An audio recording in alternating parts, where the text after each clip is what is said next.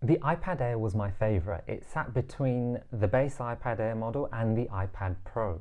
It was essentially the best of both worlds. The iPad Air 3 and the 4 were not so far released from each other, and the iPad Air 3 was actually the first review I'd ever done on this channel, and I loved it to bits. And then the iPad Air 4 came out, and it copied the iPad Pro's design, and it was just sublime. But by then I had the iPad Pro, so I didn't really need another iPad Air. But the rumoured iPad Air 5, which is not supposed to be too much different, is set for release, or at least it's rumoured to be announced at Apple's next event, March the 8th. It's supposed to have a better Bionic chip, which would be great for anyone using an iPad Air currently to edit. Now, is it going to be worth it for people with an existing iPad Air, or people who haven't got one and maybe are looking for that mid-range device? Let's find out. Let's have a look at the release dates first. The iPad Air first gen was November 2013, iPad Air 2 was October 2014, iPad Air 3, slightly longer gap with the release of March 2018, then the iPad Air 4, October 2020. Now the rumours are pointing at a 2022 release with a reveal in March 8th's Apple event. So what are the rumours regarding this? Now the most interesting one is an OLED screen. I would love to see an OLED screen on a tablet.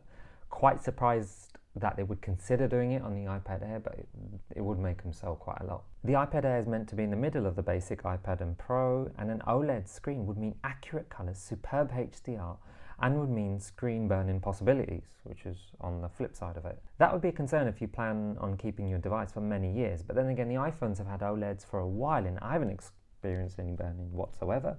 And I haven't heard of many people experiencing burn-in as well. And keep in mind that with OLED burn-in, you have to have the brightness quite high. And I find, at least with the iPhone, you can't, because if you keep it really high, your retinas are probably going to burn in more because this is too bright to look at. The design is meant to stay relatively unchanged. That's not a bad thing. I mean, the shift in design from the third to fourth generation was a welcome one, to the point where when I looked at pictures of the iPad Air 4, I couldn't actually tell the difference between that and an iPad Pro, except maybe the size, because the iPad Air is slightly smaller, but you'd have to have them side by side. They obviously have possibly thinner bezels than the iPad Pro, and that's because the iPad Pro has the Face ID camera. Now, thicker bezels is not too bad with a tablet because it just means you've got more grip space to hold it. What I would want to see is a jump in storage. I mean, 64 gigabytes, come on Apple, that's awful. They need to be minimum 128, because from 64 you're jumping to 256 with the iPad Air models currently, and that's not good enough in this day and age. I mean, you can consider an external SSD if you want, but then it just adds another thing onto your device. Now, the A15 chip, which is in the iPhone 13 range, is rumoured to be in this. The A15 Bionic chip has a new 6-core CPU, or at least old now, 6-core CPU with 2 performance and 4 efficiency cores. Now, if you don't quite understand that, just know that it's meant to be a decent CPU for multitasking. Now, an improved selfie camera would be great, which should improve FaceTime.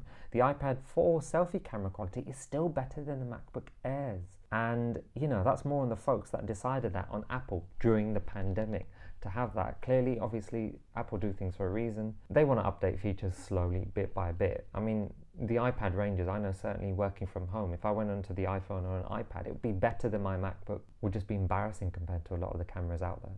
More colour choices are available. Now, call me old-fashioned. I got, you know, used to space grey or silver, graphite. Not interested in peach, green, blue, but I do understand why people go for them. They are a bit funky, and I can see the appeal of having one. Now, the iPhone XR and the iPhone 12 already do this, although you tend to see more neutral colours around. Battery life, Apple claims 10 hours for the iPad Air 4. It's more likely less than that, you know, with actual normal usage, rather than having the brightness ridiculously low and nothing running in the background except for a video. I mean, who uses a device like that? But yeah, any sort of battery test by manufacturers is always over than what you actually realistically see. Saying that, the iPad is an all-day device, so it'd be interesting to see if the iPad Air 5 retains that or makes it even better, goes that one step further.